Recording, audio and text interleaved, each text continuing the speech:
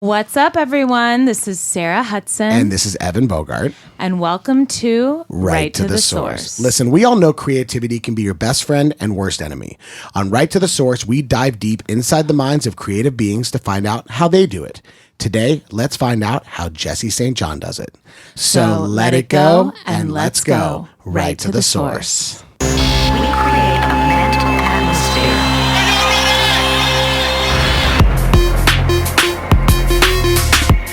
Right to the source. Right to the source. Did you die? That was so cool. Oh my God. You know, just a little intro. What song is that? Sammy made it. Yeah, he made our theme song. It's Shout out so to Ella Stream. sick. Ella Stream. Ella We Stream. love Ella Stream. That is so cool. Sarah, why don't you tell us about our guest this week? Oh my God, go. Well, this episode's guest, Jesse St. John, is not only one of our dearest friends and co-writers, but also an amazingly talented songwriter, artist, creative director, and muse. Jesse began his career in songwriting, writing for and developing artist Brooke Candy. He has also worked with massive artists such as Britney Spears, Camila Cabello, Lauv, The Neighborhood, Charlie XCX, Sia, and many more. In February of 2018, he released his first single, Move, followed by a second single, Fake It. Jesse also develops artists and signed his first songwriter along with Evan, my co-host, to a publishing deal. Jesse is not only an incredible talent, but a beautiful human being. Jesse, we're so excited to have you as our guest and hear all about you and your creative process. Oh my God, thank you. That was so nice. So we start every episode with a segment that we call A Rose and a Thorn. Oh, I love that. Wait, do you know about this? They do it in Housewives of New York. Oh, I didn't know that actually. Oh, interesting. Well, we do it here on Right to the Source. Yeah. Sarah, Hey. hit it. If it ain't broke.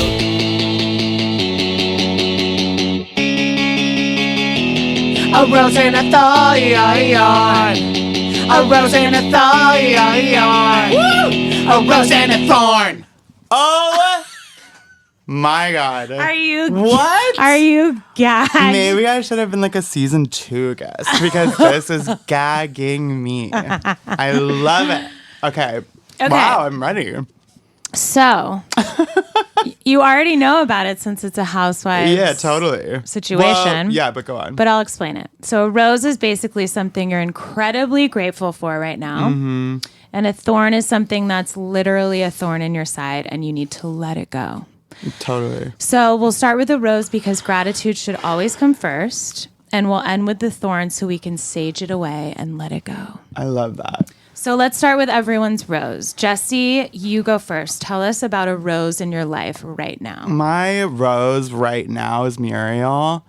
Oh, I know. Do you know about Muriel, Evan? Muriel is this girl who I met on the street. I saw this amazing woman walking down the street, and usually when I see somebody who's walking just alone by themselves or seems to need assistance, I say, hey, can I call you a Lyft or an Uber? And I said it to her, and she was like, That's amazing. oh my God, well, thanks, it's my pleasure. But this woman was like, can you just walk with me? I live like right over there. Will you just walk with me? I came out too far. Like, I'm usually not out this far. And so I walked back with her to her house, and she's 98 years old. Can and you she's even? incredible. And yeah, so I've seen her every day since. What? I talked to her today. Are you serious? Totally. And tell You're like friends with a 98-year-old? Yeah, totally. But it's so weird when people are like, what relationship is she to you? I'm like, she's made like homegirl. I don't know. Right. Like, what do you, What do you guys talk about? Well, she's had all this amazing stuff happen in her life, but she's a genealogist, and then she's also a writer. What? Yeah, I know. But she's like from the obviously old school of genealogy, which is like you trace somebody's last name and like read about it in like the encyclopedia and stuff. Like she's not really like Ancestry.com or something? Yeah, totally. She's not like 93 in me or whatever that's called. 93 in me. She's 98 in me. Yeah, exactly. Wait, Honey, tell I've had Evan. 98 in me. Oh, wait, tell Evan about her files and the beret. Yeah. And the beret. So she likes to learn about people when she meets them, and she has literally tons of files full of all the people that she's met and tracing them. And so she remembers your mom and dad, your brothers and sisters, any nieces and nephews. So it's just like cabinets full of files of all of her friends and everyone that she's met. Isn't it amazing? That's crazy. And she said, not like crazy in a bad way. No. It's like, incredible. whoa. Yeah, totally. I just never would. Although Marie Kondo would go crazy on that. Like the tidying up. Yeah, she'd throw it all out. No. No. It's not. No. It's not like hoarding. It's just like little cabinets. She's a file hoarder. She has files. She's a filer. And tell him about the beret. And then, the next time I came back to see her, or like one of the times recently I came back to see her, she made me a beret because she is a knitter. And then, how long does it take someone to knit a beret? Oh my God, a day. You could do it in a day. Oh, totally. I couldn't do it in a day. I couldn't either, but she's the Muriel bomb. could. Yeah. Muriel can knit a beret in a day. Wait, what was that? A beret in a day. It's a good side business for The Muriel. new. Well, she said, don't tell anyone where you got your beret, otherwise they'll want me to make them one. For real. Totally. so fair. Which tea, actually, because I did say it, and then she made one for my mom and my sister, too. What? Totally. Totally. A beret in a day by Muriel. That's Oh my amazing. God, that would be It's a great poem. Etsy store or something? But she was a poet. She is a poet as well, and she got her poems on famouspoets.com. Wait, you should write her a poem called A Beret in a Day. Oh, I would love that. Also, She wouldn't like it, I think. why? I don't know, maybe. I'll do it. Also, what was the movie when they were like, oh, Muriel? Oh, Muriel's wedding. Oh, with Toni Collette. Yeah. Yeah, No. it was like, oh, Muriel. No. Oh, Muriel. Also, it's Muriel. Muriel. Not Muriel. Muriel. That's Muriel's how you say wedding. Ariana. Muriel's wedding 2, a beret in a day. Okay. I would love that. Okay, so Muriel's. Why can't I like say No, it? Muriel. It's like mural. Muriel. Yeah, you Muriel. So Muriel is your rose. Oh, yeah. And love my that. my No, you can't go there yet. friendship with Oh, I thought you were going to go Muriel to Thorn. is my I thought- rose. Yeah. Sorry. I thought he was going to go Oh to my Thorn. God. No. I was like, we don't play like that. You're like, We- shut the fuck. No. Wait, okay. So your friendship with Muriel Yes, is my rose. is your rose. Currently. Me? Yeah, Evan. Okay. My birthday. I just had a birthday. Yeah. And it was a lot of fun. Oh, happy B-Day, birthday. my Thank love. you. And so my rose was all of the fun festivities that I did. I'm just kind of like still kind of riding high off of it. What did you do? You would have loved it, Sarah. There was a lot of Harry Potter themed things. I know how much of a fan you are. Fuck Harry Potter. Perry's hotter. Yeah. No. Did you make that up? No, someone tweeted it to Kind me of today. fierce, actually. I thought it was super fair. Yeah, wait a second. Okay, so on my actual birthday, I took the day off. It was last Wednesday. And I got up and I had a massage. And then I went to go see a movie by myself. Which film? And you said, oh, Mary. I said, Yeah, oh, exactly. Muriel. No, that was during the massage. Muriel, digging harder. No. I went to go see, okay, so I had a massage on my birthday, and then I went to go see Ralph Breaks the Internet. Oh, I want to see that so bad. Was it good? Yeah, it was really good. And then It's still in the theater? Yeah. Oh, I would love to I go. went to, and then I came home and I played video games. Great. And then I went to dinner at a sushi bar that I really wanted to go to called the Nozawa Bar, which is in the back room of Sugarfish Beverly Hills, That's amazing. which is totally worth it. I heard it's amazing. And then on Saturday, I had a Harry Potter themed brunch and scavenger hunt. Wow, that's amazing. Whoa. And my God. What and did you eat? and I was told, do not come into the dining room. You were told do not come. Into the dining room. That's I right. was kicked out of the dining room, and when finally I was allowed into the dining room, there was what Gizzards. Gizzards. Yeah. There was what staged was like a Harry Potter room. There was like it looked like envelopes were floating in the air coming out of the What? fireplace. Oh and there was this like my massive Harry Potter God. cake and like cauldrons with fire and Oh lights my coming out of them. God. And then like all these different kinds of food and stuff like Did that. Zizi do this all for you? Yeah, she did it all for me. My wife did it all. my- And then we went to the Getty for a Harry Potter themed scavenger hunt. And she did this all? Well, she didn't plan. I mean, there was a company that does the scavenger Really? hunt called Watson Adventures. Yeah. How cool. And so all throughout the Getty, you compete against teams, and you go room to room, and you have to like read a clue, and then you have to find like the painting or the sculpture that matches the clue, and then write down what you think the answer is. That is so lit. Wait, what? My team won, obviously, because I knew everything. Wait. I was the only person who knew anything about Harry Potter. I feel bad for being such a Harry Potter hater It's okay. because I realize now how much of a Harry Potter it brings lover him you joy. are. Yeah, I love that it brings you this joy. I just- You didn't I just- know this is his thing? I He just loves love Harry the whole Potter. universe. I knew, but I didn't know it was like this. Yeah, he loves. Wow. I love. So that was it. So my rose is my birthday, celebrating it a lot happy with my birthday. family and then a lot with my wife, and it was just fun. That's Thank you. so major. That's my I love rose. you. Wow. Okay. My rose is my husband. Oh my God. Yeah. Like he's been home a lot last year because he's been making, records and not really touring. Yeah. And we just had so much time to spend together. And he's just like, we've both sort of like gone through so much together. And he's just like so amazing.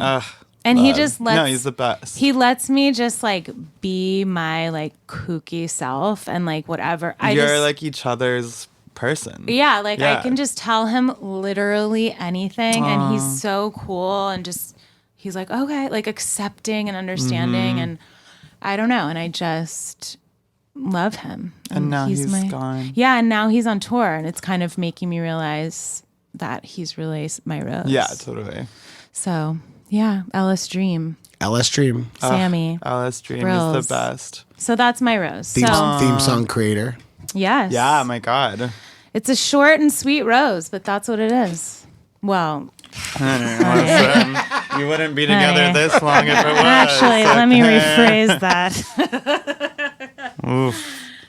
Okay. Talk about So I have my thorn now. Yeah, exactly. She got her thorn last night. Honey.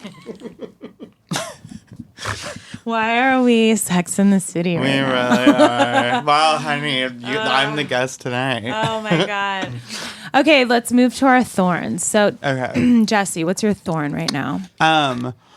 My thorn, I don't know. I'm really bad because I don't have anything that, like, I don't know. I just always am so grateful that I don't usually think of like bad things, especially lately, especially when I'm on a good path. But I do, I guess, feel, I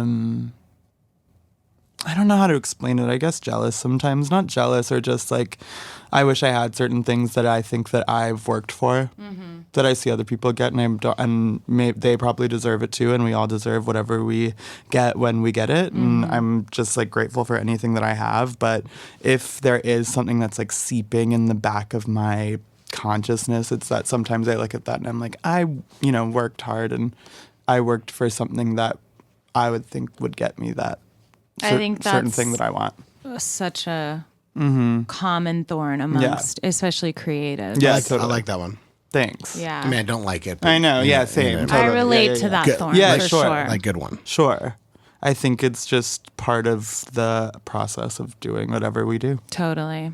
And I'm grateful to even do it at all and wake up every morning and decide kind of how I do what I do. But I do see certain things and I'm like, oh, I wish I had that. Like an envy, maybe. Sure. Yeah. It's not like an overruling, like, No. it doesn't like, crush me, but it's just like, It's not like the full word envy. It's just the N, Yeah. and the N and the V. yeah, exactly. It's a VV. Honey, she had the N and the V last night. So, It's not good. what's your thorn, Evan? Oh my God. Mine is I say this laughing, but it's not how I feel. Like mine lately has been kind of like fear of rejection. I've had this story lately. It's weird, and I can overcome it really quickly in like within a minute. Yeah. But I just don't understand why I have it, and it's just something that I feel like I don't understand. Like if I want to reach out to someone about something, I hesitate or like I'll put it off a few minutes, and I'm like, wait, why am I doing this? And then I like talk to myself, I'm like, I don't understand. Just do it. Just do it. Like, what's the worst that can happen? They can say they don't want to do it, or they don't like it, or they don't agree. They don't like the song. It's not right for whatever it is. You know, like I don't have time to do that. The worst thing that can happen is no, and you keep it moving, and you pivot, and you adjust based on the responses. So it's like what's the big fucking deal? Right. Totally. But that feeling of like nervousness. Yeah. And I wish I knew like where it stems from. I wish I could go like to like the root of it and just like nip it. I know what you're gonna say. It's like that's what. Well, no, I thought you were gonna say like that's what that's what Hoffman does. I was gonna say Well, I'm yeah, thinking Hoffman. now, but Yeah. I wasn't gonna be annoying. No, but it is. I get that. But I wish I could find those roots and pull them out. You know, whether it's like fear or whether it's envy or and jealousy or anxiety or and things that I do routinely. Yeah. That I shouldn't. Once again, like how many times have I asked to do this or wanted to do this or charged into this courageously or bravely before, and now I'm scared again? I agree. It doesn't make any sense. Like I wish I could just find the root and just kill the weed. Yeah. Before it grows again. The weed of self-doubt. Yeah. Self-doubt. It's a Weed hideous of weed. self-doubt. That's my thorn right now. I do think it's hard to explain to people who aren't like in our industry of like giving people songs or waiting for songs to be released or waiting for images to be released or whatever videos to come out. It's hard to explain that you're most like you just usually hear no. Yeah. And it's usually not, it doesn't become whatever you think it's going to be. And that's good. Don't you think though, and maybe I'm wrong in this notion, but don't you think that the amount of times we hear no, that we should just be desensitized to it at this point? And Well, just, now I am. Oh my God. and just go, and just like be like, what do we have to fucking lose? It's probably going to be no anyway. Or, I know. mean, like, you I have- feel like that. but I you, do. But you have to think. But then also we talk about like manifesting, you know, what you want and putting it into the universe. So Yeah. like, how can you think like it's probably going to be no? Then it won't. Won't it always be no? Yeah, but you Well- manifest things that you want, and then the universe tells you if that's what you need. Totally. And I think it's also like, you know, the quote, like, hope for the best, expect the worst. Sure. I mean, it's not the best quote. It's a terrible quote. It is, but it's a terrible I don't want quote. to expect the worst. I want to. Well, I don't think I guess when you expect anything though, you set yourself up for failure. it's the language that's lame of that quote, but it's true. It's like we're used to the rejection, so it's like, okay, if it gets rejected, moving on. But like you have to keep that positive all creatives, dream. though, right? It's the dream. Yeah. It's the creative. It's just being in a creative job. Period. If, Sure. if your job Yeah. is creativity, or you're used to putting it all on the line and being told no. Yeah. It's that 99 failures for your one success. Oh my God, there could be 100 failures in a room, and you just need one to succeed in you. Literally, though. I mean, it's No, you're true. correct. Yeah. I mean, Joanne said that. she did. Stephanie Germanano. It's a very masochistic career. But I also think But why should we be? That's why I don't understand why I'm afraid of it though. I know. If I know the answer is probably no, because it's not. why you're don't I just charge into it Yeah, every because single you're time? not afraid of that now. You're afraid of what you think it's going to reveal in yourself. Yeah, it's like someone's deeper. gonna think less of me, Or like you're going to think less of yourself. Right. Or you're going to tell yourself after somebody knows, like, why did I even do this? Yeah, I think that's Right. a deeper. And you have to remind yourself why you even wanted to. do Okay, it. enough. Okay. I love you too. And also, what the hell do I know? My God, I do the same damn thing. But I used to We do all that do. thing. I used to do that thing though, where you manifest one specific thing where I'm like, I really want this person to sing my song and blah blah blah. And I literally wanted Britney Spears, and that was it. And then after that, I was like, oh, I'll just manifest whoever else I want next to sing my song. And then obviously, I mean, everybody, I'm excited for them to sing my song, but like I was like, after that, I was like, okay, now I want to manifest my path to be cleared. Whatever I am supposed to do, it will happen for me. It's not just one thing or one person or Right. one song or one, you know, if it were that easy, you could do it. Right. Yeah, it helps me too to whenever I read those like comparison Sure. quotes. No, I get it. Because it's like so easy to compare yourself, especially for me too, because I'm very like competitive by nature. Me too. Like not in an unhealthy way. That's just sure. But part it's like of my personality. But it's competitive with yourself. It's like when you see something, you're like, I want to figure out how to achieve that. Totally. But then I feel like when you're competitive, the comparing end gets like dark sometimes. Like that person has this, why don't I have? It's just very. I don't know. That's all ego, I guess. Yeah. It's a hard fucking balance. What do you do when you get into that? When you're spiraling, is there something that you do that gets you out of that spiral? I try to just really keep reminding myself, like, it's my journey. I'm unique. This person's unique. I need to be happy for this person or I need to be like, cool, that's their thing. I'm going to have my thing. And just, I don't know, talking to myself almost, like talking myself off the ledge. No, totally. I literally just turn my phone off and just count my limbs and my lungs and my eyeballs and say, I got 4 of these, 2 of these. I'm just grateful to be here. Every day is a new day. I can go do something else. I have been really liking your 2 eyeballs, 2 see, lungs. it's true. I know. Yeah. I've been in this thing where like I like I it. also have I have some friends who are like really dealing with it right now, and like I'm just like, girl, you have your limbs and your eyeballs and you have your heart and you have your vision to go do whatever you want to do with your life. People have so much less than us. My God.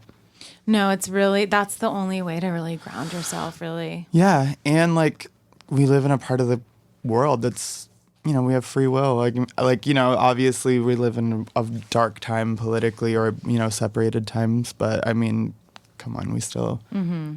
Especially us. It ain't bad. Yeah, we just... it's not that bad. We kind of just wake up and do... But that's one of...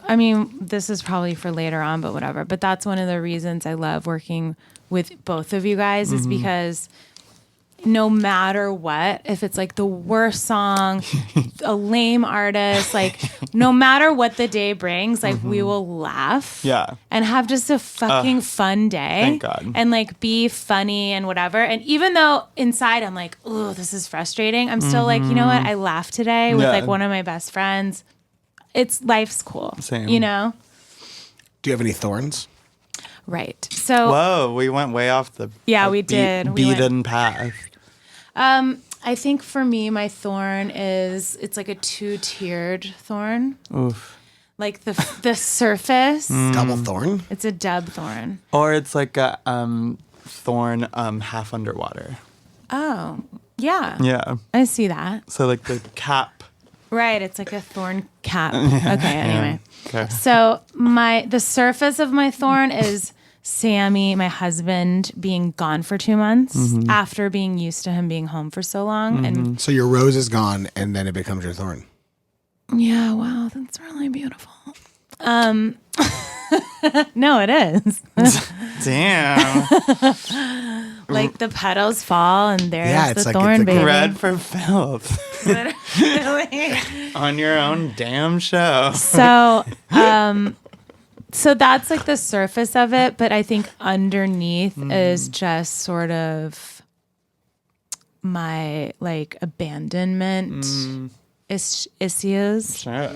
I feel like I like being alone. It's very strange. I really like being alone a lot, but then sometimes when I'm alone for like a long time, I'm like, nobody's like coming back. It's like a weird childhood situation going on there. But I think it's like abandonment stuff, neglect really too. Yeah. Well, listen, it manifests itself In my text messages. I know I text. If he doesn't answer me, I'm like, where the fuck are you? What the fuck? What the hell? Like, Totally. I'm like, but it's not even. No, I know. I know it's not. It's nothing pers. But I'm also just like kooky like that. No, it's funny. But that's my thing right now. That's my thorn. But it's also a lot of like touching and Right. Yeah. It's attentiveness. Attention. Yeah. Oh yeah, that's it. You kill it though. What do you mean? Like if that I is work it something, out? yeah, if that's something that's painful to you, it's not like Right, it's not thanks. like impeding on your productivity. Right, totally. No, I work it out, but that's definitely a thorn right now because Yeah. Sammy's very grounding for me. You know, Oh, totally.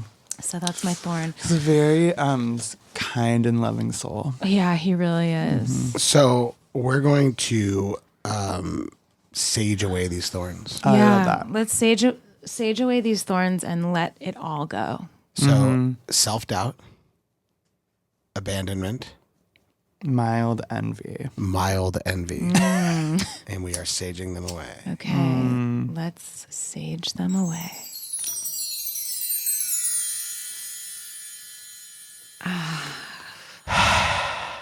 It's gone. Didn't you feel it? Yeah, this is so cool. Every time with those chimes, baby. God, God, I love this sage so much. just in chime. Whoa, Justin Timberlake. No. So let's get into the good stuff, Jesse. What is that? So when do you remember first being creative in your life? Like your Oh. first memory? Totally. Creative, anything. I know, totally. Well, creative is like, excuse me, subjective, I guess. But when a big like sort of thing is when I was in kindergarten. We were all supposed to journal and say things that happened to us that week, and then I would always just make it up. So I just would write like Why? stories. I just didn't want to say what happened to me that week. Right. Why is it her business? You were just living your fantasy. Yeah, it was just like, this is whatever I'm going to say is better. So then my like, mom... what are some of the things Well, my you would mom say? came to pick me up, and my teacher was like, that's so cute. I can't believe your rabbit had so many bunnies. Like, that must have been the...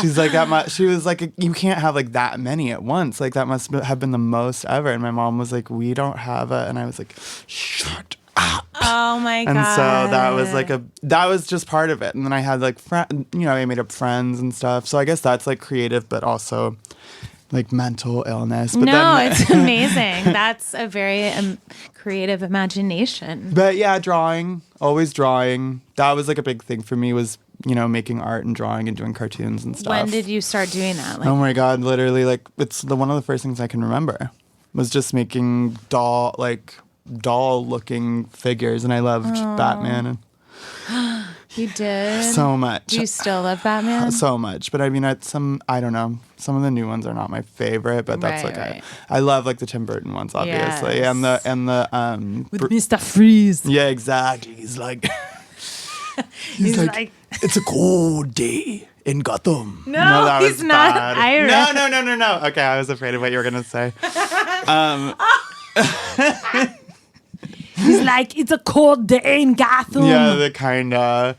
And then Vivica Fox is like, talk about your cold shoulder. Remember that? I loved that. I love those ones, and I love the Bruce Timm, like the animated ones. Like when I was little, I was obsessed. So when did music come into the picture, Yeah, like growing up? totally. I mean, I sang in my like choirs and in my little middle school shows and stuff. But like I wasn't like a musician really in any way. Right. But I was just like singing, Guys and Dolls and stuff, and I loved musical theater, and I'm gay. What, you are? What was your favorite musical? Oh my God. Well, Rent and Spring Awakening. I loved like the modern like rock Do you and roll want to be in musicals. musical theater? That's what you want to Totally. do? I still want to eventually do something Broadway, or I would love to, obviously, or do a show or something like that with musical theater, or write a show, or like somehow be involved in theater or something. But like that was so inspiring to me when I saw Spring Awakening for the first time, because it was like dark and it was about teens, and it was like it was like kind of like rock music, but pop, and It also was, musical theater. Duncan Sheik. Yeah. Did And all I the saw music. it with Jonathan Groff and Leah Michelle, and it was just so good. Wow. Yeah. I was shook, and I just always wanted to do it. So then you did musical theater when you were in school? Totally. And then after school, I did like a couple touring productions of like little kids musicals and stuff. So is that like the first like creative job you thought you would have? 1,000? No. Well, I always thought either I would do theater or I would do illustration. Oh. Right. And I did illustration. Like that's how I first was like paying for things on Creatively or whatever, was having jobs and then also selling cartoons and doodles and illustrations and stuff. When did that start?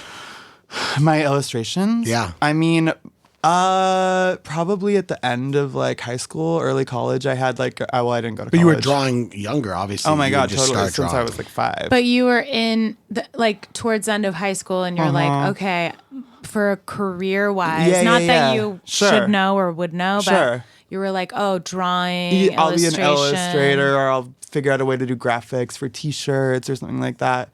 And then I made a Tumblr, and I put my art on my Tumblr, and people started looking at it and getting really into my artwork. And then I did a single cover for Wallpaper. Wow. I know. And I did a contest thing I did an illustration for Iggy Azalea too before she got really big. And was that just through the internet? You Totally. met them, or they saw Totally. your stuff and hired you? I used to also go out in LA all the time and like go, because I'm from Orange County. So like we figured out like, oh, it's just an hour away to go be with like, hot, cool, whatever. You want to just hang out at Chain Reaction? Or No, something? I didn't. I did used to go there, but there was just nobody liked me in the OC. So I went to Hollywood, and I would just meet random people, and then they would see my, Tumblr, and I would get random commissions. And then during this time, I was also in this like performance art music group with my brother and sister called Block, and we were like really big in the OC. Wow, what was that? When? Like, what were you doing? Oh, rapping. Whoa. Totally. And so in Block, your brother and sister who did what? Like you were rapping and your sister sang? It's or, like we all made vocals with our mouths. but it wasn't like a pop group. It was like performance art. It was like, Diane Ward vibes, and we played with like Peaches and Diane Ward and stuff. That's amazing. Yeah, And- it was so fun. My God. And all of you growing up, were you always the three of you? Because I obviously know a little Yeah, bit yeah, about you, totally. and they're creative too. Totally. Were you always creative together? Well, that project was like something we did together.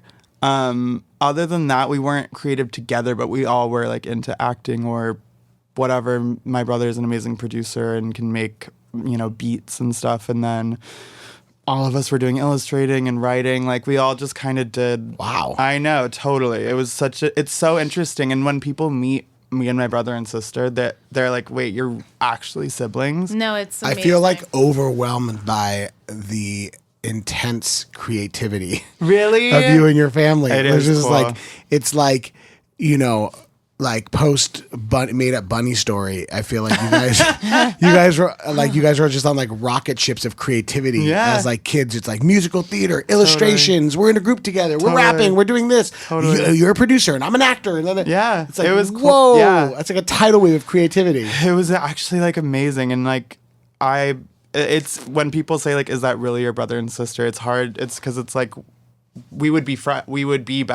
best friends, and we would be best friends if we weren't related, because And you we're so guys- similar. And it looks like you're like triplets. Yeah, we all honestly. look like identical. It's like very, literally identical. totally. So your parents, Yeah. creative? My mom is creative in her heart and who she is, but she's like makes collages, and she's really good at interior design, and she's just really beautiful and glowing and effervescent. But she never like went into like a field of creativity in that way. You and your siblings, Mm-hmm. massive tidal wave of creativity. Genetic or learned?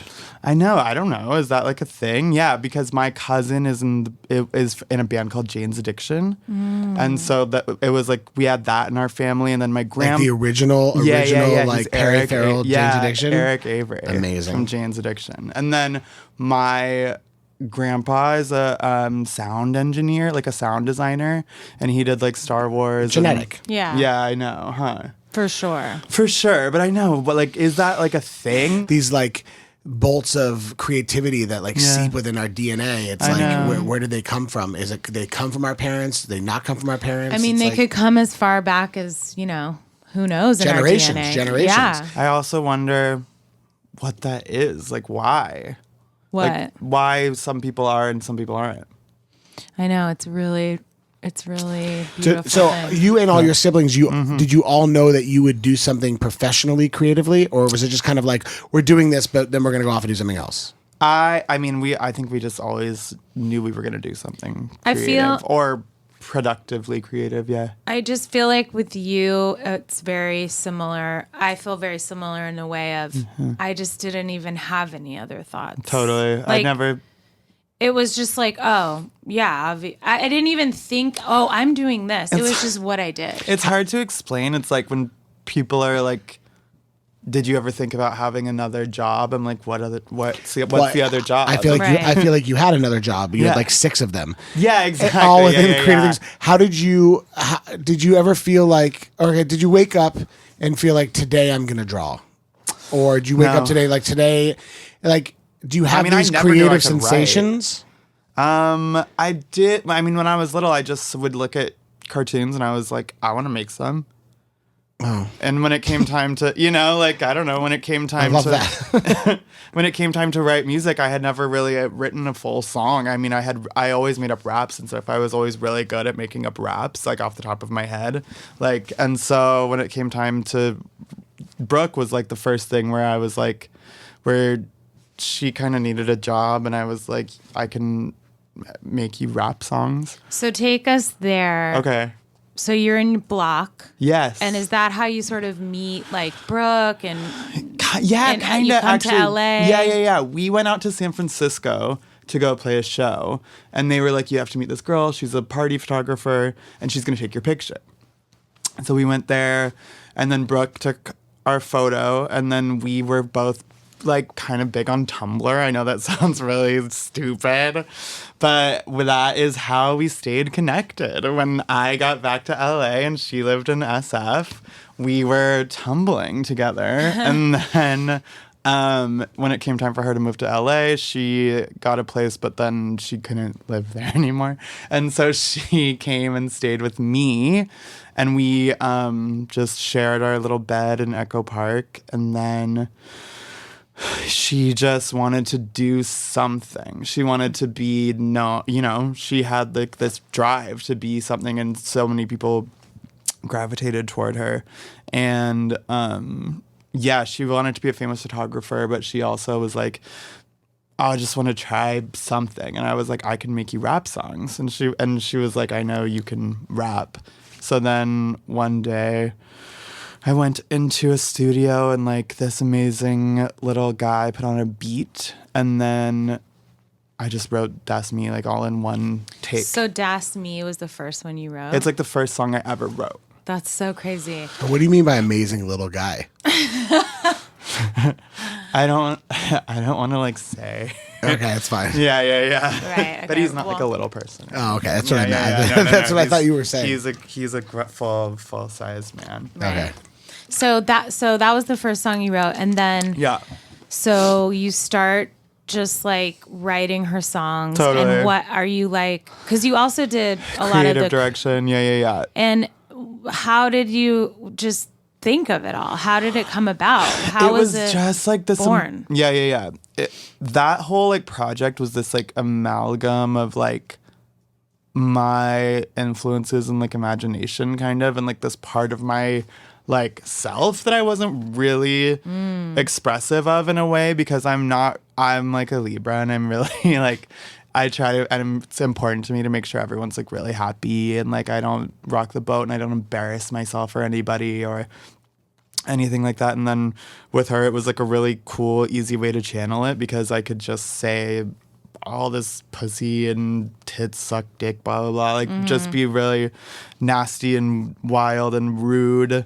And like it felt cathartic in a way. And it was also really fun because it's kind of like dressing up a doll, you know, like. So you're writing her songs. Yes. You're styling her. Yeah, You're- well, you're she doing- has amazing style as well. You're But I mean, we you're were working co-styling together her. and creating You're images co-writing and stuff. songs. And I was storyboarding her music videos. You're drawing her art. I did artwork for her, flyers and stuff. I tour managed her. I went all around the world with her. Wow. I know. So And that time, I mean, all I did was follow Brooke. I was like, oh my God, what's going on? What's going on? I was like obsessed with this phenomenon. It was like a movement. that's how Sarah and I first met. You and me. Yeah. Yeah, that's how we first met at Kojak's house. It was a brief meeting. Interaction, and then we were. I told Sarah the other day I found our first texts that we sent each other, which is so weird now because we are just literally like So in close. constant contact. But at the first, it was like, girl, like I know we spoke about collabing, like let's hit the stew. And Sarah was like, for sure. I would love to like hop in the lab and like trade. It was Shut so like the fuck You said up. hop in the Yeah, lab. she No, I did. never ever said She that. kept saying it. No, I never said that. Let's hop in the lab. No, but it was like so impersonal and like Right, weirdly right. like industry, and now it's like I can't imagine speaking like that to anybody, No, let alone my same. dear friend. But yeah, So so yeah, that was that whole like moment. Like we wanted to it create was a this moment. It was force, a moment. and it was a moment. So that is happening, Totally. and then during that time, are you like, oh, I want to do this for other people? So like I never thought I could. Like I was just at that time all I saw was that train like going. Like it was like Right. I'm just gonna do this forever, I guess. Keep working and Yeah, doing. but like what part of the train? Because I feel like Yeah, totally. I feel like how do you focus at that point? Like you're doing everything with Yeah. and slash and or for Brooke. Yeah. And everything, Yeah. right? So it's like, what are you going to continue doing? Just being her. Everything. Yeah, I thought like we're gonna sign and we signed her at RCA. Because it was really your guys' thing It together. was our project together. Yeah. Like, exactly. what would you do for somebody else? Like if you said, Sarah, like, Yeah. so did you think you would do it for someone else? No. But like what? Yeah, no, Tour manage, totally. illustration, Totally. styling, songwriting, like what? Like you're doing Yeah. everything at this point, right? No, I know, and it was really hard because when it came time to actually sign her and do the deal, they were like, "Are you part of this artist? Right. Like, what is your role? What is this? Do we hire you as a consultant? Do we give you a finder's fee? Like, what is this?" So ultimately, it ended up becoming like out of my hands, which is fine. Is that your first time dealing with Labels or anything? yeah, like the business side of creativity? Absolutely. Oh man. Yeah, Yeah. totally. And it And was that's that thing is like, that's such a thing. I feel, especially when you're first starting out, you get so attached to these like, Yeah. well, especially that, because that's your Totally, baby. sure. But, and then when it's kind of like, well, we don't need you anymore. Yeah. I mean, it still happens to this day. of course. And you're like, fuck, you kind of learn to not. With something like that though, it was like it just felt like such a I don't know, it felt so like foreign to me because they were like, if you want to like pitch some songs for this project, like, you know, Right. go ahead and whatever. I was like, wait.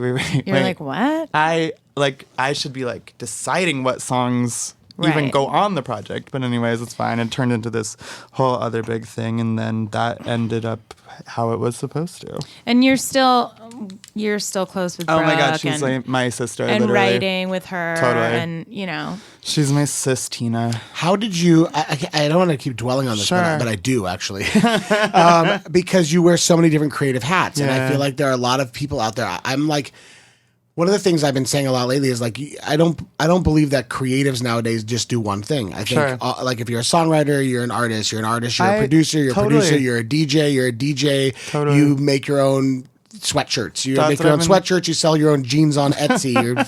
Like everybody's You're right. everybody's like a multi-tiered creative I being agree. now, and I think the Totally. creativity seeps everywhere. Like, how do you narrow down and or stay focused, or is it okay to do all of it, to juggle all of it? I mean, do you still do all of it? I do. Totally. You don't tour manage, though. No, The creative stuff. I mean the creative Thank stuff. God. I mean the Thank creative God. stuff. Jesus Christ, that was No, yeah, you Tour still- manage Tour myself. management is Yeah. probably one of the most inherently non-creative things you could ever have do. to be uncreative to do it. Totally. Yeah, but you still do. Creative direction, styling, storyboarding, editing. Do you feel like you need to do all of it? Is it like calling to you, or is it like you? For sure. Yeah. Yeah, I would feel. I mean, there was a time last year when I was just doing sessions and like not working creatively or like styling or doing anything visually, and I don't know. I was so uninspired to write. So they feed into each other. Totally, 1000%. And also, I think in a certain way, it's kind of weird to say because songwriting is such a hit or miss job, but I almost feel like songwriting is my job, and like styling and creative direction and storyboarding and stuff is like my like Passion? not passion. They're both my passion, but Right. like it's almost like that's more fun at this right now. You know, and we've said this before on other episodes, but I just want to reiterate because I feel like creativity begets creativity, right? Like if you're struggling, you know, if you're hitting like a writer's block, you know, or you're just having trouble being creative in one aspect of your life, Do go something be else. creative in another aspect of your life, and usually it'll wake up that creative giant, the sleeping creative giant. 1000%. It's so true. I also feel like when people feel like they have writer's block, I'm like, write a bad song. Right. just write something. Write a horrible song, because guess what? Sometimes they're good and you think they're bad, and once you get that bad song out, then you'll be inspired to write a good song. Right, just like doing something creative. 1000%. Just dive into it, do something creative. Totally. So true. But so you have that built into you. So Yeah. you have these creative avenues just feeding into each other. Totally. Which is really cool. Thanks. I mean, it feels good and like natural. Also, it makes sense too because your lyrics are so visual. Oh my God, I love you. Right? Thanks. No, they are, right? So it Yeah, makes so much true. sense to how visual you are as Totally. as somebody who, you know, styles someone so that Yeah. other people can see it, somebody who draws something that's Yeah. visual, and then when you are writing lyrics, they're also visual. It's all Yeah. visceral. Totally. You know, it's amazing. Thank you. I love you. So from there, Yeah. did you just start working with other writers? Totally. Did you? Well, I know just- I always tell this like story and everyone's like, shut up, you're a bitch. But basically, like, from that whole That's Me, Brooke viral thing or whatever, Sia, the singer-songwriter, reached out via email with like a cold email because Brooke and my email was in the description of the YouTube video because we didn't know what to do. We were like, email us if you like this song, you know, Right. like, I don't know. And then it got 5 million views and we were like, oh, right. Like you can't put your email on things. But anyway. Did you get 5 million emails? Oh my God, we got nah. It was just before Instagram and Twitter and all that stuff. So it was Right. like very bizarre. We were like trading emails with like fans. It was so weird. But anyways, we got one from Sia, and Sia was like, I love your music. I'd love to work with you.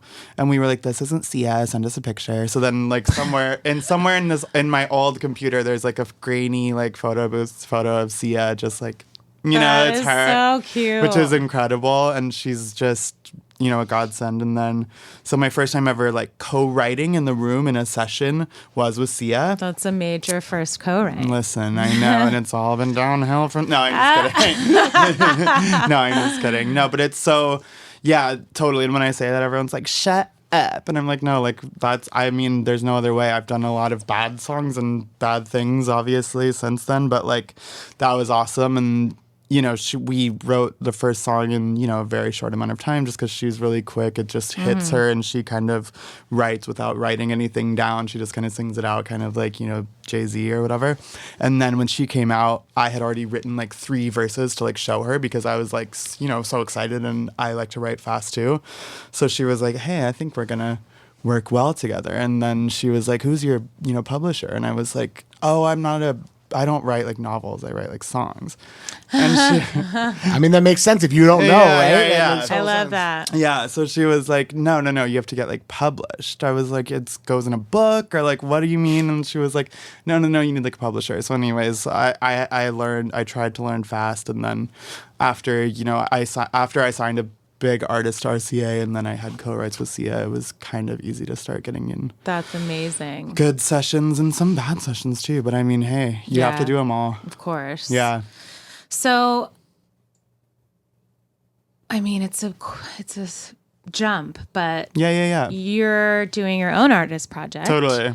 So tell us about that. Why did you decide to do it? How did it come about? Like, it's hard to explain because I didn't have this like come to Jesus moment where I'm like, I'm ready to tell my story. Right. It was more sort of like, I have this song that sounds like me, like it sounds like I would sing it, which like I never felt before, and I had never released my own music. And so I kind of was just like, and I mean, obviously, like, not to say I'm like a hot, artist star, but like when I would go into sessions, they would be like, why don't you do an artist project? Why don't you look like the people we're writing for, and you can sing fine, and why don't you do it? So I was always kind of like, okay, that gassed me up enough to think that I could do it. And then I had this song Move that I did with Tim Pagnotta, who's like incredible, and I said to him like, hey, I've kind of been thinking, and he was like, you think this is your song, don't you? And I was like, why do you say that? And he was like, because I think it's your song. And I was like, that was like the validation I needed. Cool. So cool. And like, I would have probably never done it if he didn't say that. So I love him. And it just felt like me. And then I kind of lived with it for a little bit and thought about what other like references, sonic references, visual references, what inspired me to do what I would do instead of what I would do for somebody else. And the rest of that stuff kind of came naturally to me just because I do creative direction and styling and stuff. I was kind of like, well, I already know what to wear. I already know how to get videos made. I already know how to get my songs out. So, and it was enough of a talking point to say, Britney Spears writer, Jesse St. John, blah, blah, blah. Right. So I was like, cool, that's a good little selling point. So when you're writing for yourself and when you're writing for other artists, do you have to separate? Or do you look at it as just all one? To me, it just... Judge. I think most people would say, like, when I'm writing for myself, I get into this zone. And when I'm, writing for somebody else, I try to go into another zone. For me, it just feels like I wouldn't write for somebody something that I wouldn't want to sing. And I wouldn't sing something that I wouldn't want to give to somebody else just because it has to relate to them as well. And they're going to be the ones hearing it. And I also think... if I'm writing for somebody else or writing with somebody else, they kind of want like a little piece of what I would bring. So it's like, I don't like leave myself at the door when I go write with other people. And then when I'm writing for myself, I don't think like, okay, I'm like in the Himalayas, I'm away, and like, what do I say, you know? Right. But when you wrote Move, you weren't writing for yourself. No, not at all. But when you wrote, what was it? Fake It. You were writing for yourself? Well, listen, when I wrote Fake It, I did the chorus, left, and thought, that's not for me, obviously. I'm going to pitch it. I was like technically writing for myself, quote unquote, but I was like, I'm not feeling this. Like, this doesn't feel like me. I'm just going to write a hook for somebody else. And then when I went home, I have this weird thing with my own songs sometimes. When I think, I listen back to them and I'm like, this is like too good for me. In a way, just I'm like, this is good. Like, could be somebody bigger. I think we all think that. Like, when we have our own artist music, I know some other people who say like, this song's so good, like maybe I should pitch it. But then I feel like there's some people that think the opposite too. I agree, like, totally. This is so good. This is only this for me. This is for me. No, totally. I know. I think people who are. Why are you looking at me like that? It's true though. You're right. I know, totally. No, but you're right. No, but I think with me when I leave and the song is really good, I'm like, I wonder if I could get someone to recut it and then I could pitch it or I could play it for somebody else. But lately I've been trying to think more like, no, this is for me because I feel it. Yeah. And I sing it and it's part of my project. And I think for this like last EP that I've been writing it's more sort of like there's an objective of like what I want to say. Right. So that's a lot easier for me to kind of separate like, okay, this is for me, this is for whoever else. You've created the world. Yeah, now. totally. And for your own music, how much of that auxiliary creativity that you bring to the table, how much does that play a part in it? Are you thinking of your art, your videos, your style also, or is it, do you do that to yourself? No, totally. I try to not think too much of the visual while I'm making the song, because then I'll let the song. I think there are some artists who think too much of the visual and think of it sort of as like a song to accompany the visual. And I want these songs to exist on their own. Like, I want them to be good enough that you don't have to see anything and you think it's a good song. I think, for a while, and also probably when people who know me and follow me heard that I was making my own artist project, I feel like they thought, oh, it's going to be like shitty dance music and it's going to be like bright visuals. You know what I mean? I think that's what because I think that's just what they thought. Like, I think they thought of me as a visual type of person more than an actual musician. Right. I mean, there's a whole world of these people, what I mean, that are, that create music to accompany their visuals. Totally. But, like, I wanted the songs to exist on their own, and then the visual tells the other part of the story that the song doesn't tell. Or when the visual can come from the song, that's 1,000%. I also think it's, like, when you were saying earlier about writing visual lyrics, I oftentimes am thinking of the visual while I'm writing the song. Same, yeah. But I don't think that the video is in the song. Like, if you say, like, I woke up and you were there and I was watching you leave and there was some, like, wind in my hair, blah, blah, blah. I don't see, like, a bedroom. I see, like, a jail cell. You know, like, I see, like, another interpretation of what is actually being said in the song, because it has to be, fluid enough that people can hear their own story in it. That goes back to your Bunny and the Babies. Oh, exactly. That's where it all started. I like Bunny and the Babies. The Bunny and the Babies, the brown bunny. Me and Sammy before... Not Brown Bunny. Okay, fine. I love Brown Bunny. Me too, but yikes. Me and Sammy before Ultraviolet, we were called Bunny and the Vision. Wow. That's awesome. I know. I wish we stayed it kind of sometimes. I mean, I love Ultraviolet This is sound. amazing. Wait, can Yeah. I just say, I know that you're busy and you have a full-on career, and I know that Sammy's busy and he has a full-on career. Bunny but and the at Vision. some point, Trust. you guys need to put out a Bunny and the Vision song. I think of this all Even the just time. just a song. You guys need to collab That'd on be a song tight. and drop it as Bunny and the Vision. That would be tight. I think of this all the time. Especially because I love UVS. Yeah. Well, he's going to help me with my new house EP. Oh, that I'm so gonna make. excited. She's going to be real fierce. Stay tuned for sneak peeks of the new house EP. Yes. Yeah. Oh my God. Sneak Yeah, you can peeks. premiere it. Yeah. Oh, we're definitely doing a premiere. Oh, premiere party. Wow. Okay. Yeah, we are going to have a bunch of parties. Bunch of parties. So many. In Aquaria. Wow. Are you calling I know it we have to do. We Are have you- to Yeah, figure it out. calling February it, 22nd. Okay, perfect. a what? That's not Aquarius anymore. No, Aquaria, the The drag Drag superstar. queen. Oh. When you said Aquarius, I'm like, I'm an Aquarius. Yeah, you are. But February 22nd is what's Pisces or something? Pisces. Yeah. Yeah, Pisces. My mom's a Pisces. Oh, I love her. shout out to mom. Yeah, shout out to Does your mom live in Orange County? Yeah, the OC. I see her all the time. So,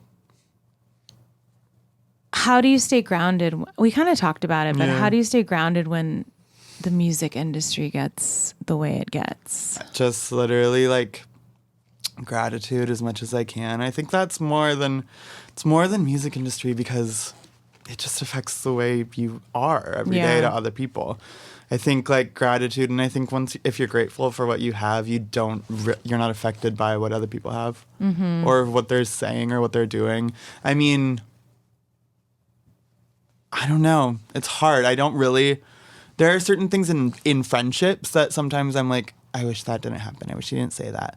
But I mean, I'm just so grateful for everything that I have and who I am and what I can do and what I can say and the access I have to my words and my thoughts. And I think that's like a huge thing that people take for granted is the access that we have to our thoughts and our words.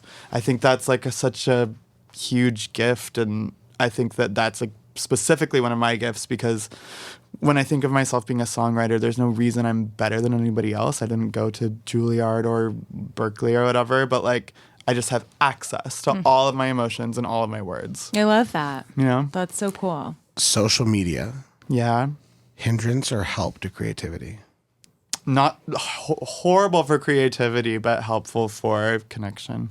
But sometimes I Yeah, get really inspired of certain Right. people. Some I people follow. get inspired by it. It's both for me. Interesting. Yeah. I don't. You don't? I don't get inspired on social media. I laugh. Right. I enjoy it. I know you follow really good. I Like, follow a lot of like. I good mean, I think you have to visual- curate. I think you have to curate it right. Yeah. I think creativity can be killed on social media if you're not curated right. yeah, I know. like a It's- I poison. It's like also a poison. use. It's kind of hard though because I use social media obviously as a tool for like Right. promotion and interaction. yeah. And to keep up with my friends and stuff. And then I also use it as a way to kind of see the world because I've always felt so different growing up. I wasn't really involved in like I'm a cool person and I was always like cool and left and different and funky and I knew what were the hot spots or whatever, but like I wasn't invited to be one of the popular kids. So like I always, when I look at social media, I kind of use it to see what other people are seeing. Like when I look at, I mean, sometimes I follow really popular accounts just because I'm like, this is what people like. Right. This is what the people are choosing. Does that inspire you in your? No, but it helps me. It's more for like research. Right, but like you use it in your creative process Totally. to stay on trend or Yeah, whatever. to just see like I get it, and see kind of the through line of like, oh, people like this because it's also like this, and it reminds you of this. And It's because, do you think it's because that's like the opposite of how you see things and experience things? Yeah, sure. But there's part of me that, I mean, I get it. I like certain things. I like things that are, I mean, obviously there's a sort of aesthetic that is Instagram, which is whatever Kardashian or, Madison Beer or, whatever, who I think is awesome. But also like there's a certain thing that I'm like, I get it. That's pretty. That's like, these girls are hot. This is nice to look at. Like it's visually pleasing and, you're conditioned to think it is aesthetically pleasing. Right. But that's not the beauty that I find. Right. I find the most beautiful people to be Lady Gaga, and I'm just possessed by their faces and, who they are and what they offer and what they create. So I think there is part of me that's like, I get that totally. That's what we think. That's what we as a culture think is hot or cool or aspirational. When you go into a session, Yeah. do you feel like you need to have done like? Are you able to just turn it on, or is there like some sort of like tapping into your creative source before you go in? Like, do you have to like get up for the big game or not? Sorry, I didn't mean to mention the game. I know that you have an NFL thing going That's on. okay. I But- just heard get up. Yeah, Honey. but like, but Is you know, this really quick, like a daily thing, do we think? I guess it could be a little bit, Yeah. but I just meant more about like, is it Like, something? is there Is it something where Yeah. you're like Time to go be creative. Yeah, Yeah. time to be creative, or is it kind of like you're in there and it's like switch on?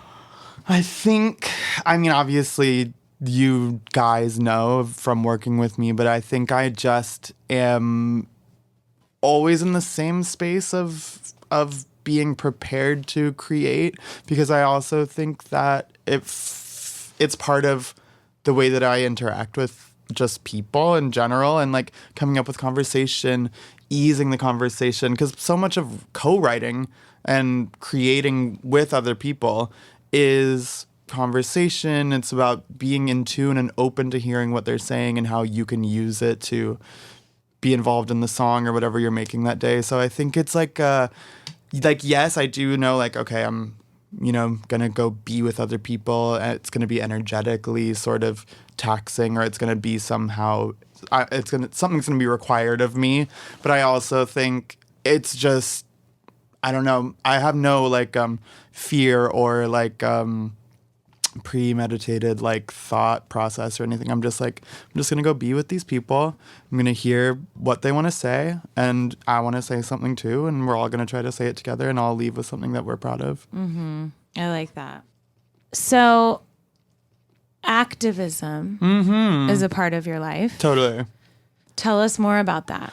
Well, it's funny because I think when people think that I'm somehow separate from them because I participated in quote unquote activism, it's more just sort of like, I think at this point activism isn't like a choice. We all are participating in activism every day, and it's a daily decision to create open lanes for other people and use whatever privilege you have to benefit the whole of humanity as opposed to just yourself. Give us some examples of some of the activism. Yeah. So like, I mean, just using your platform, you can use social media. I know that's like so trite and whatever, but also just educating yourself on causes, donating to whatever causes you think are worthy and benefit people outside of yourself. It's also creating platforms and helping people who are systematically less privileged than you, and recognizing the ways in which you benefit from systematic privilege, because just based on who you are, there are other people who are inclined to benefit, and it's just the way our country's built, and it's, you know, built to benefit certain people above other people just inherently based on who they are. So activism is whatever you want. I just don't want people to keep separating themselves from it or thinking that like they're somehow not involved in it. What are you actively activisming right now? Actively activisming. I made that up. No, I loved it. I like it though that you said it's a daily. It is. It's not. Thing. It's just whoever. It's just what you are. I mean, obviously, there's a huge. I went to the Women's March the other day, but I mean, it's hard to categorize that's activism. You did something. Right. It's right. more of like a mindset and just doing it every day, like that. and just speaking up for what you believe, what you think, using whatever you can, using whoever you talk to. So it's not like giant campaigns. It's more about it's more about like speaking your actual truth, your morals, what you stand for, your values, 1,000%, and standing for them. I love that. I also hate that it's somehow like trending or people pat themselves on the back for being activists. I'm an activist. This is part of my, you know, identity or whatever. You're an activist too. You are too. We all are, which is powerful once you realize how much power you have with just your voice and your intentions and the way that you interact with other people. Then you are an activist. I love that. Is that something you apply to your creativity with respect to your songwriting or your illustrations? I apply that to my creativity, but not necessarily my business. Do you know what I mean? Mm-hmm. Sometimes you do compromise just because you understand that you have to coexist in the human world that we live in currently. And I think, you know, obviously, you know, Mahatma Gandhi is like considered to be the greatest activist, and he, you know, starved and was not considered to be a part of the normal society, and people like Nelson Mandela and, you know, obviously Martin Luther King are jailed or are, you know, constantly being attacked or killed or whatever. And it's sort of like, yeah, at a certain point, we all kind of compromise. If you listen to pop music, or you buy food from Chick-fil-A, or you are wearing clothing that's stitched together, you're probably not a prime radical activist. So I think it's kind of hard when people are like, I'm such an activist and I'm involved in politics and blah, blah, blah.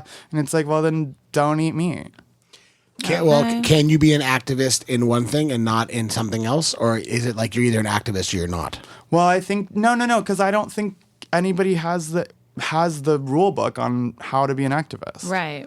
There is no rule book. And it's actually really rude and exclusionary when people are like, I do this and you don't do this. And I think that was really, really proven in the last election, because there are a lot of people who voted the other way. Obviously, it was kind of, whatever, rigged, and, there were dalliances or whatever, but I think we all could have done a better job of like hearing each other in a bunch of different ways. But I think that I don't know, I hate the way that people just exclude people based on their moral high ground, and it's like, aren't you preaching that we actually listen to each other and try to compromise and figure out how to do this all together? Because whether or not hypocritical. It's kind of like whether or not you are proud of your morals and your grandstanding or whatever, you still live here with these other people, and we all are in this place together. So we kind of have to figure out how to do it together. And I think that's why I love what you said about it being a daily thing, because I think it also can be overwhelming for some people. Totally. Like, oh, well, shit, I don't want to be selfish. I want to, do good for others and help others. And how do I do that? And organizations and rallies and all of these things. And if you start with the mindset of like acceptance, understanding, whatever it is, that's a place to start. And you're doing it already. Right. I love that. It's also kind of one of those things about like when you think of, I'm on a diet. It's like, oh, I'll start on Monday. And then you eat bad, and then you're like, fuck, I fucked up my diet. Now I'm a fat person. And it's like, no, you're not a bad person if you're not a quote-unquote activist. You can still be a good person. Right. And just use whatever is in your toolbox to do what you can that day. Tool belt. Welcome to my toolbox. Okay, so last question. What's a dream project for you to work on? Oh my! Like an ultimate dream. Yeah. Well, I mean, like in the grand scheme of like me completely zoomed out of my life, like a dream project would be to somehow have my own label and be developing artists, because that's a huge passion of mine. And also like what you were talking about, my eye is much bigger than just writing. I also am interested in like finding artists and figuring out how to help them be the best version of what they are, styling and creating a network of creative people, because we all have so many friends who are so many different things. We're not just in the songwriting community, although we are, but like, video directors and, whatever, creating opportunities for people who I think are overlooked and stuff. So that would be like my dream project, creating somehow a label, people who want to be involved in musical output that are creative on all different fronts. Your empire. Yeah, a little empire. Yeah, I mean, your proof of concept is Brooke. Totally. Yeah.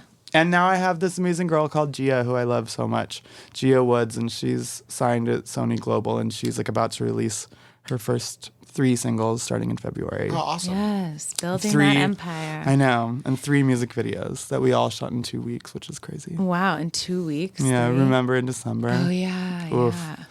And what's a dream that came true as far as like projects? Business-wise or like creativity? Yeah. Yeah, Britney Spears. I mean, that was like the biggest thing that Yeah. That was the biggest thing that I wanted. And that was my first concert I ever saw when I was little. And, I just always dreamed. And when I found out songwriting was a job and you could write for other people, I was like, oh, I'm going to write for Britney Spears.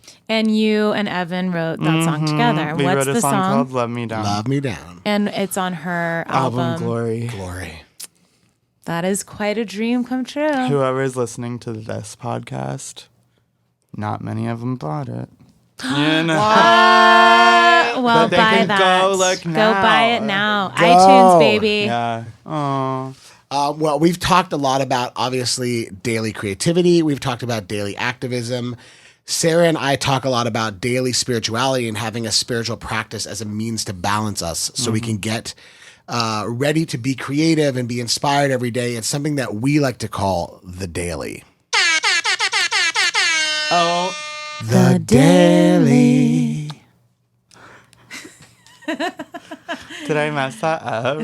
No. Oh my God, that's amazing. So, what's your daily routine to help you stay connected and creative? Do you have the same routine, or does it vary? I mean, I know our job is strange and it varies, but do you have like a wake up, do this type of thing?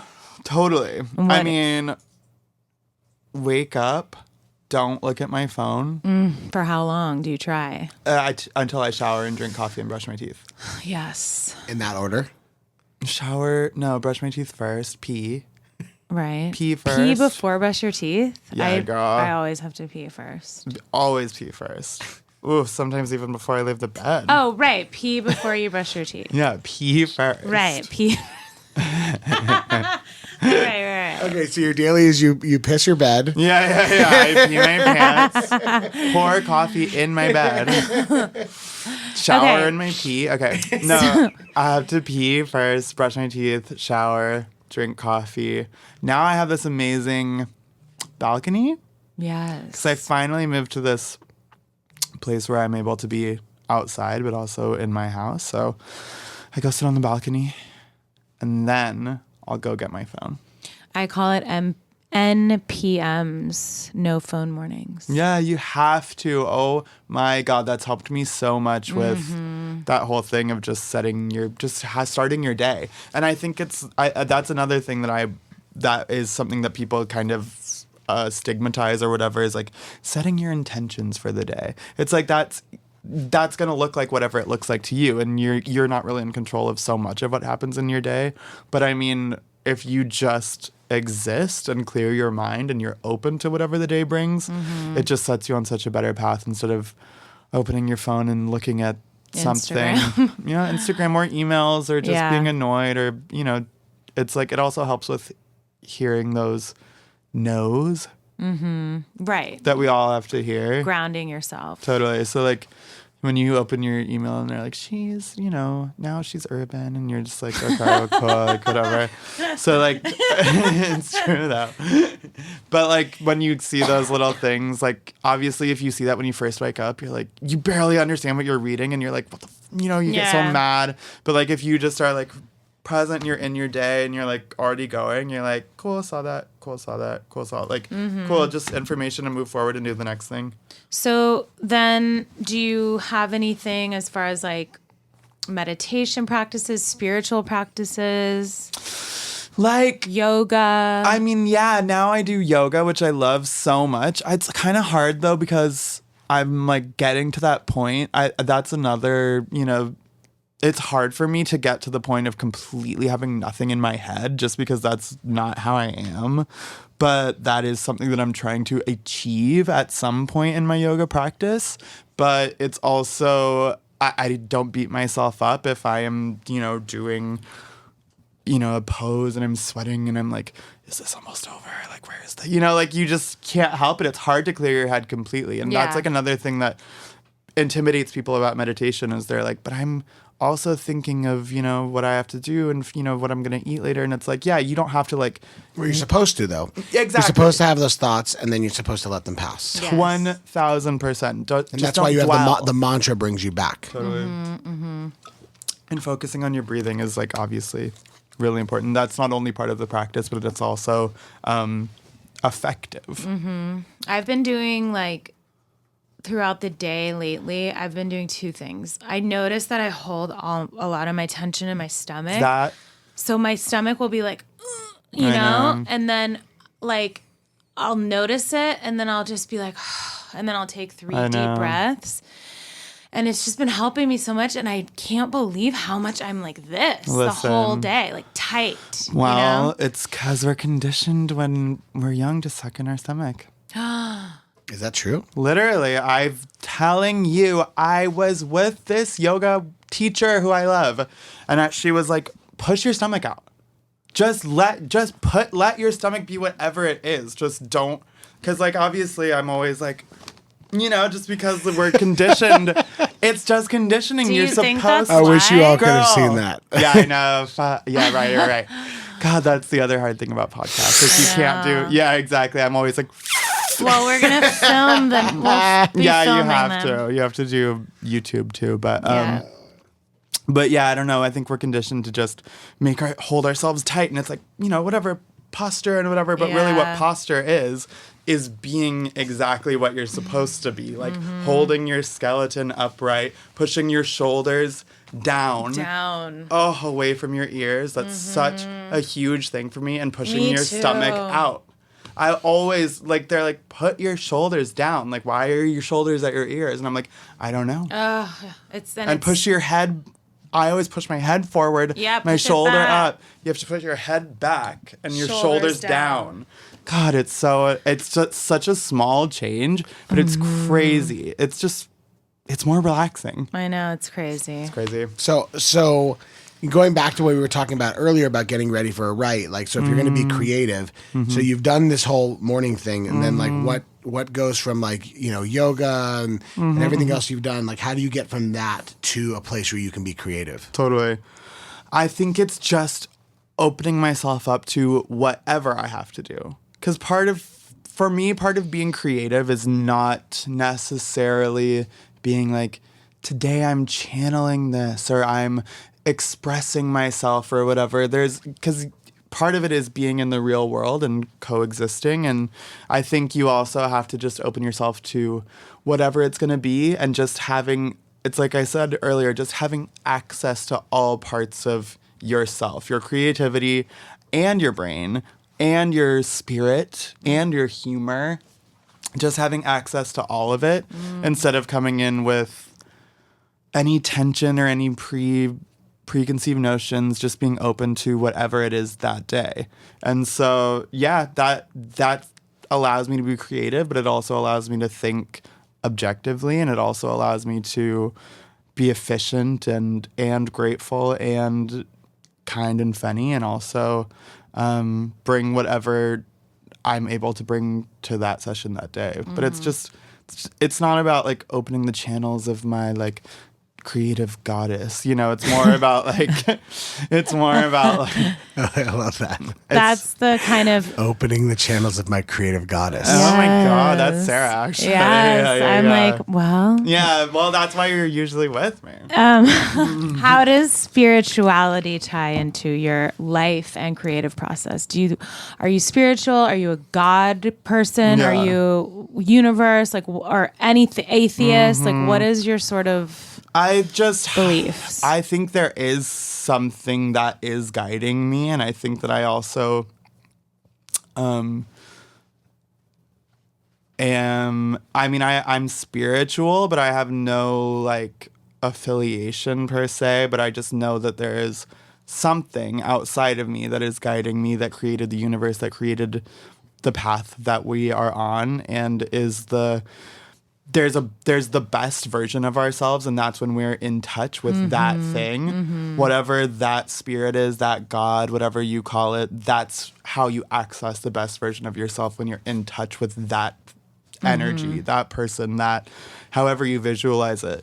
But I also think that we have our spirits, and we are surrounded by other spirits that are helping us and are speaking to us and showing us a version of a path that we're supposed to be listening to. And if you are completely open and willing to access that, there's an answer there for you, and there's somebody there that's kind of guiding you.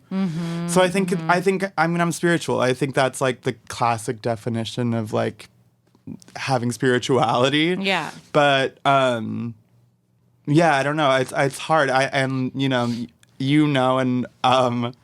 I was also like really into like learning more about religion in a bunch of different ways. And just I do think if it's in every form of religion, organized religion or whatever you want to call it, I know that's like a stigmatized thing, but like if you look at it as something that is guiding you to your best potential or connecting you to other people who have your best interest at heart, then organized religion or whatever fables or whatever Bibles and testaments and stuff, I think it's all just we're all saying the same thing. Yeah. It's like this.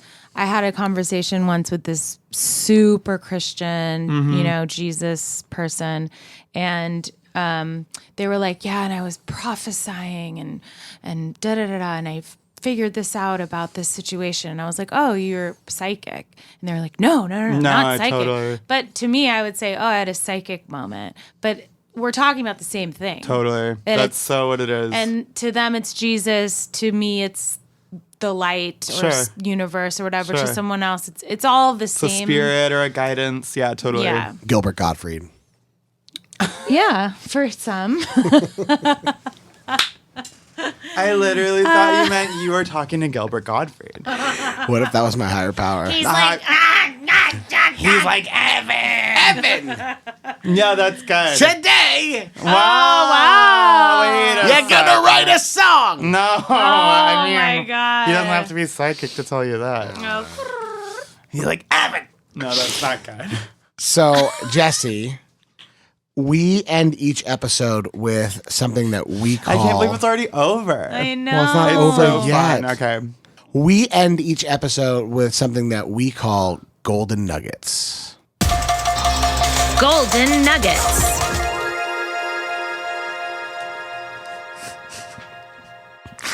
No, Sarah, is what- that your voice? Yeah. Oh my Did God. you? I feel like Golden nuggets. you love that one. I'm possessed. That's my favorite one.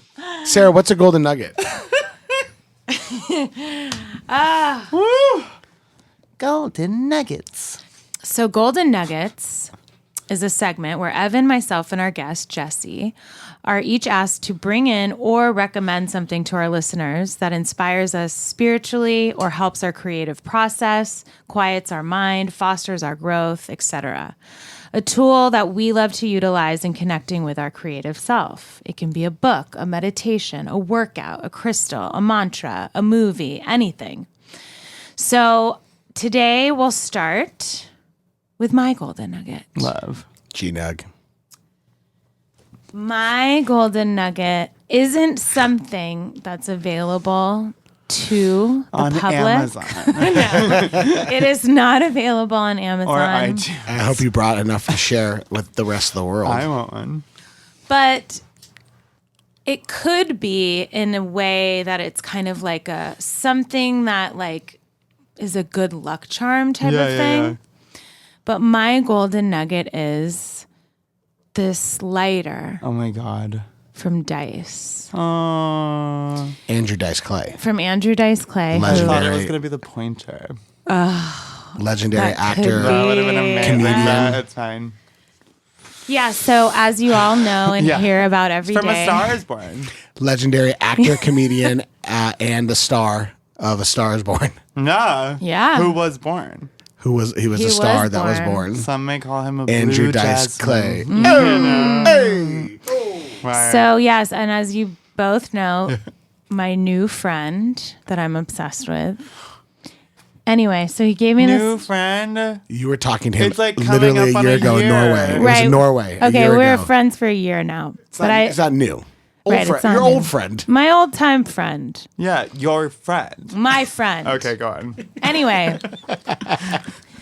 But the point of my golden nugget is there's a lot of just like energy and power in this lighter because, you know, he used it in like his shows and like it's from the 80s or 90s or crazy. something. There's just like energy in it. He used So- that lighter in his shows? Like Yeah. like his stand-up shows? Yeah. Yeah, he does his. Where he's Remember like, he would where he's light like his- flipping him out, flipping in and out? Yeah. And he would light his cigarette. Oh, man. flip, the That's light. that lighter? Yeah, one Oh. of them. I mean, he has a million of them, but it's one of them. Oh, man. Playboy, look. Oh, I love that. It is so cool. You killed it. So How much are you going to sell it for? I would never Priceless. ever I'm just sell kidding. I'm this. just kidding. I'm just kidding. So the point of my golden nugget is,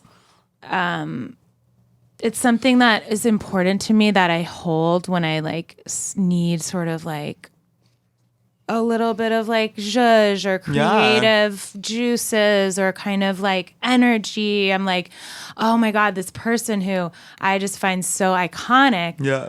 used this in an iconic moment and now I'm holding it and that's giving me this energy of feeling iconic. So cool. And I just like love that. So, you know, people used to have rabbit tails or Sure. whatever rabbit feet or whatever. I know that's so sad, but it was a thing, you know. Also, I get rabbit it. tails.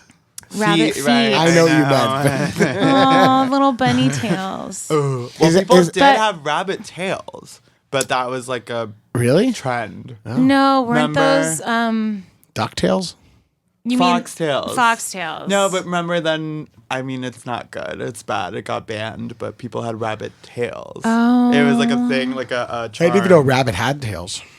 Yeah, you know, like a little bunny tail. They have the cotton bunny balls. tail. Yeah. I feel like my golden nugget is like, or is it fading away? Like we're onto rabbit tails? No. What I was saying is, I'm here. I'm like, wait, what? Don't judge your golden no. nugget. No, I'm like, It's where? your golden nugget. No, but I'm like, why are rabbit tails? Now I'm remembering. So, Lucky charm. yeah, lucky charm, basically. Something, it doesn't have to even be something someone gives you, but Totally. I don't know, so a rock, a stone, anything that you can hold that just Is this kind something of, that you've always used for a creative thing? Is like, have you had other in the past? I've always had something to like hold. Like even Jesse knows I have this pointer now that I use, that I bring to sessions, and I like to like hold it and point.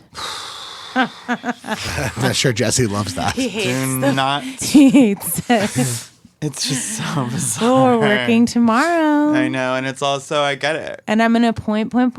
It's your zhuzh. It's my zhuzh. It's not. It's just like some. I've always had like a something. And so, do you feel like it's something that has to be creative, or like how do you like if you were going to recommend it to somebody else? Like obviously, not everybody can have the dice lighter, Right, of course. But if they have their own thing, like you said, a gem or a stone or something like that they feel like can help them connect creatively. Yeah. Like, is there something you recommend?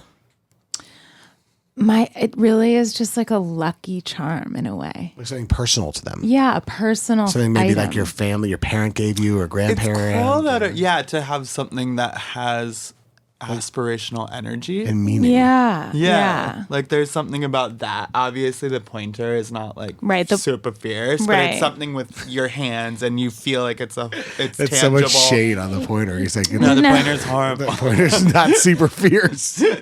No, it's quite the opposite God, actually. it's rainbow iridescent. No, that part is fierce. No, but yeah, But it's cool that is something that you have seen him as somebody who's larger than life. It and has he an used energy in Yeah, it, it's right. awesome. You know, it's weird. I carry around my latest chip from AA Oh, my that's God. exactly. in my wallet. And, That's and if for some exactly this. reason, Oh, what it if it's is. not in my wallet for some reason, like it fell out or I left it at home, I feel like naked. Yeah, that's it. 1,000%. Like something's wrong. I totally get that. This is always in my purse, and it's just like if I go grab it and I'm just like holding it. You know, that's the same thing. A chip, a gem, a something. I don't have that at all. In fact, I'm like, Well, you had Petunia though. I know, but she died. I know, but It's difficult to, I mean, I also leave my wallet everywhere. I always set my phone down. I'm just not like tangible things. I'm not that like, I can feel that for you. it just doesn't like motivate me. I feel that for you. But it's different for each person. Like, obviously, Yeah, you kill it. I'm very, very like Yeah, tangible. item things. Totally. You know. So that's my golden nugget. I know love it's that. a strange one this episode, but It's not really to me. It's actually like it makes total sense. a lucky charm. I thought you were gonna be like I carry my feather and my toe ring. Right, something like- right. Yeah. I love that. That one's like My toe ring actually was last week's was it really? or last month. No, I'm just kidding. I don't have a toe ring. I was like, wait, what? Ooh, like a toe mood ring. A toe ring's kind of like cool to bring back, maybe. Oh, listen, sweetie. If any of our fans want to get Sarah a toe ring, please send us a toe ring and she'll wear it and we'll talk about it on one of the episodes. Oh, let's do a PO box. Yeah. Ooh, we need a PO box. Or with those toes, it'll be a PU DM us, box. DM us at Right to the Source on Instagram, and Yeah, we'll send you an yeah. address where to Oh, send. you have the Insta already? Oh, yeah. Wow, good job. Yeah. Yeah. Okay. So I'll see your lucky charm and raise you Oh, wow. sleep Oh. technology. Damn. So for me, this is like a very weird thing because I made fun of it at first, not on the show, but in real life, I made fun of it, and you guys can make fun of it now. So I don't sleep that much. I probably do like 6-7 hours of sleep a night. But Say, if for like- some reason I sleep less than that, I feel like I have a bowling ball in my head and I cannot be creative. I might as well cancel my entire day, and even sometimes I'll charge into it and push through it, but I'm just never at my best. Sure. So my wife got this thing for our bed because she's always either too hot or too cold when she sleeps. Sarah. And she got this thing called the chili pad. Wait. I have that. You have the chili pad. Yes. So you know what I'm talking about. Okay. So she got a dual chili pad, even though she was like, I'm getting a dual one. It costs more money so you can have it on your side. I'm like, I don't need a chili pad. She's like, I'm just going to get it. You'll love it. So she got the chili pad. It's a dual chili pad. Everything. And it's changed my life sleep-wise. Changed my life. Like, I don't wake up, like usually before I would wake up like, pad. It's called a chili pad. Right to the source. It's you can get it at chilitechnology.com. But let me tell people what it is. Okay, so it's a mattress pad that has a cooling and heating temperature control system in it. And it's regulated by circulating water through a network of microtubes.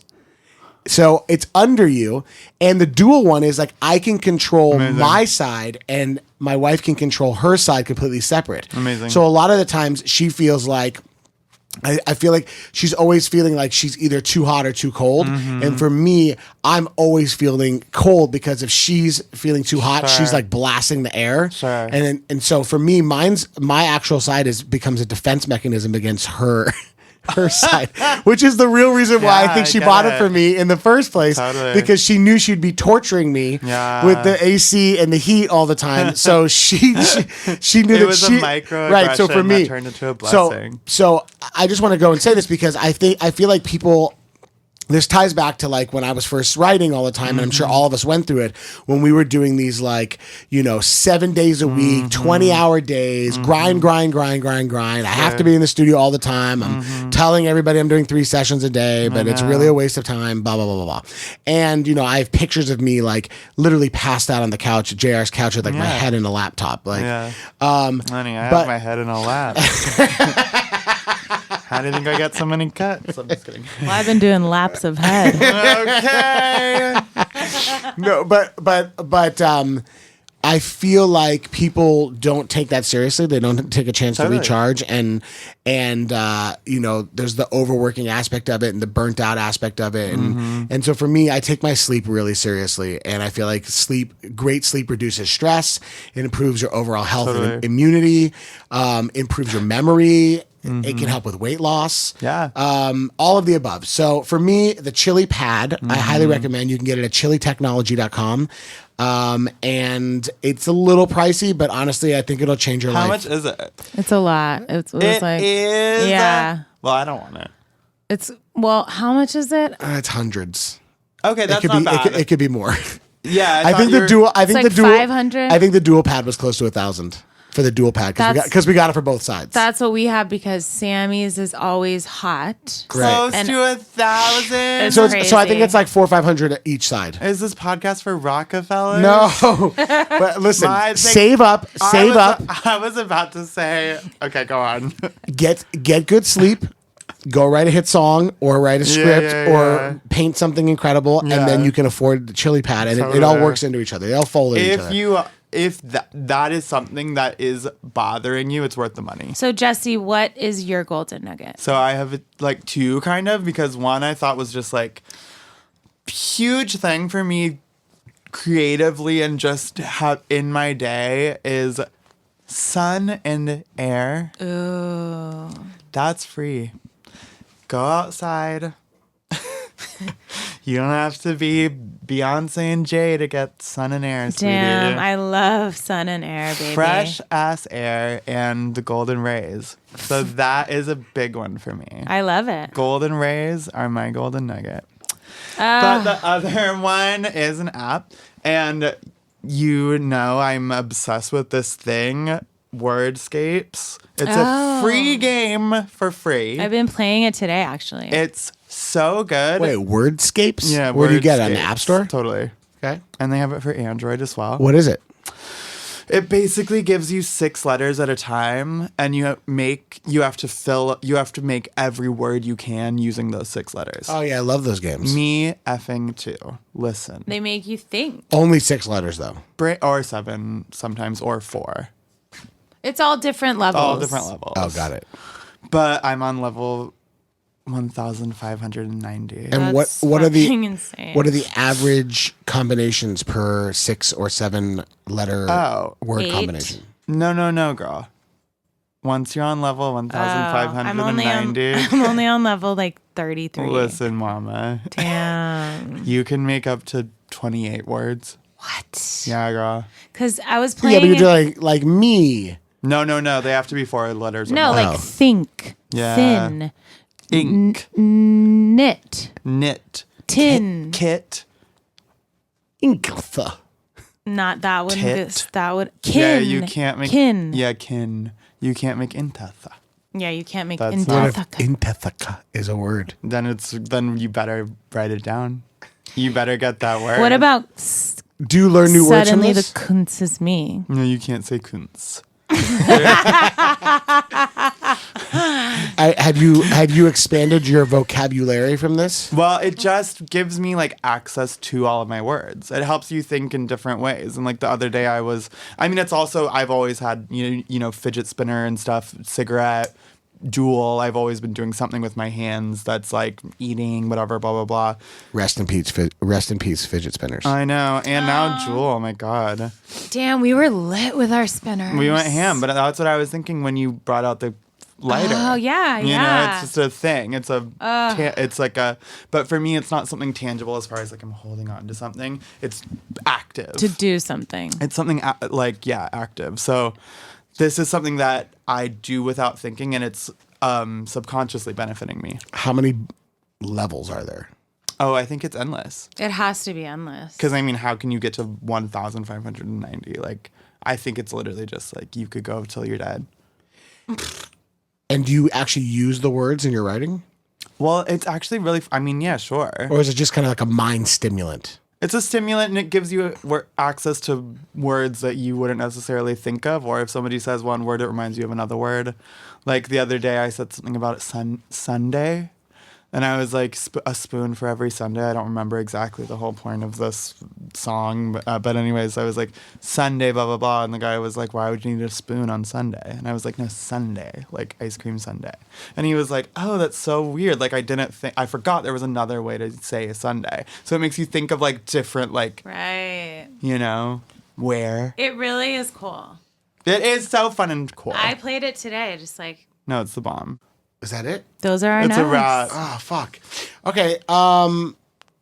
Jesse, thank you for being our guest and Oh letting my us God. into your creative and spiritual process. Thank you. And this is such a cool podcast. I love you guys. Thank you. Yeah. We love you. Where love can you. everyone find you online if they want to follow what you're up to? Everything is Jesse St. John. I was able to get all the handles. JESSESAINTJOHN. And so that's on like Instagram, Twitter, Spotify. Follow me on Spotify. That's been like a big thing. They're like, you have to have your followers. Whatever. Anyways, follow me on Spotify, Jesse St. John, JESSESAINTJOHN. Are you making playlists?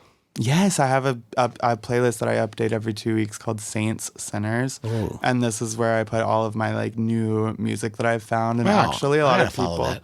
Yeah, please. It's actually like I've been so like excited to share all these new kids that I found.